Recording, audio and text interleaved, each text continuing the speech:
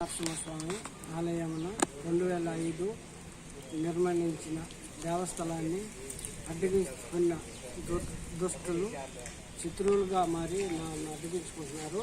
నా నరసింహస్వామి దేవస్థలాన్ని 10 మంది కోసమని నేను నిర్మాణం చేసినాము. 10 మంది సేవ కోసమని ఈ కార్యక్రమాన్ని అడ్డుకున్న వాళ్ళు మీరందరూ ప్రజాప్రతినిధులు, ఎస్పీ గారు, డిఎస్పీ గారు, ఆర్డీఓ గారు, ఊరవపల్లి తహసీల్దార్ గారు అందరికీ సమర్థించే మాట, సమాధానం ఇచ్చిన వాగ్దానము మీరందరూ ప్రతినిధులు, రాజకీయ నాయకులు అందరూ కలిసి ఒక దేవాలయాన్ని ఓపెన్ చేయమని, లక్ష్మీనరసింహస్వామి దేవస్థలాన్ని కోరుకోమని, మీ ఆశీర్వాదాలు జయప్రదం కావాలని, హిందూ వాస్తు ధర్మపరంగా ఆ దేవాలయం సంబంధించిన కార్యక్రమాలను నడిపించాలని ప్రజలను కోరుకుంటా ఆశీర్వదిస్తున్న జయప్రదం చేయాలని, విజయవంతం కావాలని ఆయన్ని వేడుకుంటున్నాను. లక్ష్మీనరసింహస్వామి దేవస్థలాన్ని గురించి దీంట్లో ఒప్పులు తప్పులు ఉంటే మన్నించండి.